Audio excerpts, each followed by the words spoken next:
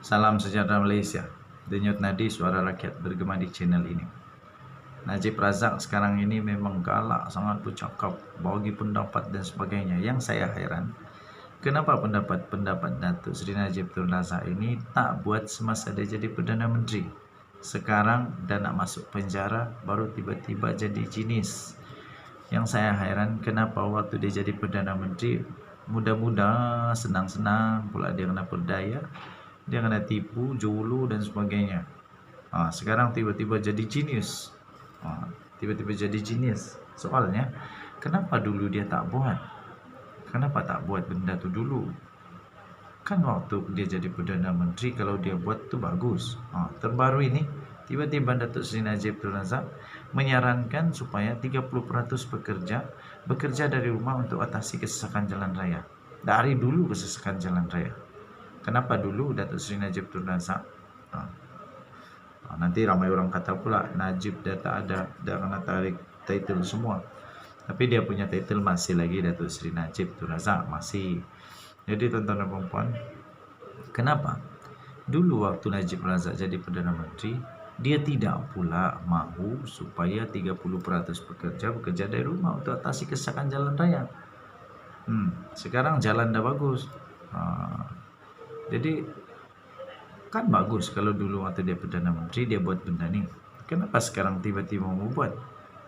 Dan secara kebetulan tak lama lagi dia masuk penjara. Jadi adakah ini menjadi salah satu daripada sebabnya? Bekas Perdana Menteri Datuk Seri Najib Razak telah mencadangkan supaya kerajaan membenarkan 20 hingga 30% bekerja dari rumah sebagai usaha untuk mengurangkan kesesakan jalan raya di ibu kota yang semakin ketara. Kalaulah dari dulu dia buat kan bagus. Najib berkata ia bukan saja dapat mengurangkan kadar kesesakan jalan raya, malah dapat mengurangkan subsidi minyak yang ditanggung kerajaan. Aduh, tolonglah. Ini apa nih? Katanya pelaksanaan bekerja dari rumah ketika negara berdepan pandemi COVID-19 telah terbukti berkesan dengan 70% kalangan awam bekerja dari rumah. Yang bekerja dari rumah ini bukan Najib Razak yang cadangkan dulu. Sekarang baru dia mau cadang lah. Mungkin sudah nampak kejayaan, baru dia cadang. Bagus juga lah. Kadang-kadang paksa menumpang kan. Antara isu yang dihadapi negara sekarang ialah kesesakan trafik yang sangat teruk, serta kerajaan yang sedang menanggung kos subsidi petrol yang semakin tinggi dan dijangka akan melebihi 30 bilion tahun ini. Pertama, saya rasa jalan kalau dari dulu waktu zaman engkau jadi Perdana Menteri, tak banyak duit hilang di 1MDB, banyak tempat yang boleh dibuat jalan raya. Di negeri Sabah banyak tempat yang boleh maju. Banyak sekolah boleh dibuat, banyak hospital boleh dibuat. Kalau tidak hilang duit itu di 1MDB. Malangnya kerana itu hilang, banyaklah yang tergendala. Okey, jadi kalaulah dulu waktu kau Perdana Menteri, kau buat banyak jalan raya, kau masih maju jalan raya, mungkin kesesakan trafik taklah teruk sangat. Okey, sekarang okeylah, bagi pendapat okeylah, kita terima lah. Katanya lagi ketika pandemik ramai yang disuruh bekerja dari rumah, work from home, dan ianya terbukti kaedah ini sesuai dengan pelbagai jenis pekerjaan. Okey, sebanyak 70% pekerja disuruh kerajaan untuk work from home masa itu. Jadi saya rasa ia tidak susah sekiranya majikan dan kerajaan pada hari ini menggalakkan dan membenarkan semula di antara 20% hingga 30% bekerja daripada rumah, katanya dalam satu hantaran di Facebook pada hari ini. Pada 24 Mei yang lalu, Dewan Bandaraya Kuala Lumpur dilapor akan membuat kajian terperinci bagi mengatasi masalah kesesakan lalu lintas di ibu kota. Timbalan Menteri Wilayah Persekutuan Jalaluddin Alias berkata beberapa pendekatan akan diputuskan dalam masa terdekat untuk memberi keselesaan kepada pengguna jalan raya berhubung masalah itu. Ada satu artikel lagi yang saya baca, kalau tak silap saya. Kalau saya silap, tolong benar, betul kan? Seolah-olah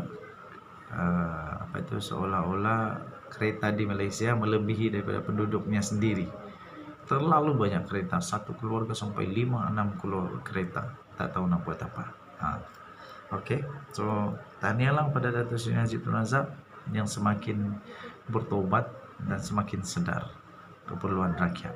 Dan harap-harap pemimpin-pemimpin yang ada sekarang hati-hati pakai duit rakyat, karena itu diperlu untuk buat jalan.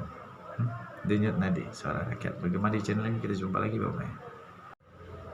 Salam sejahtera Malaysia. Denyut nadi suara rakyat bergema di channel ini.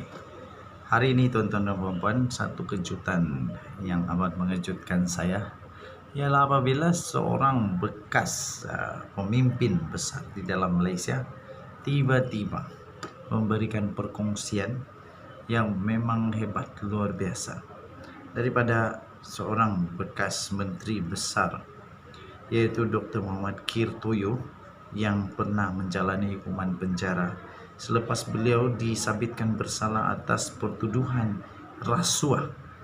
Akhirnya beliau membuat keterangan, membuat pengakuan bahwa katanya penjara telah mengajar saya erti tak bazirkan duit rakyat. Tuan-tuan dan puan, beberapa tahun yang lalu bekas Menteri Besar Selangor yaitu Dr. Muhammad Kir Toyo pernah menjalani hukuman penjara selepas disabitkan bersalah atas pertuduhan rasuah. Mengimbas kembali perkara itu, dia berkata penjara telah mengajarnya erti tidak membazirkan duit rakyat.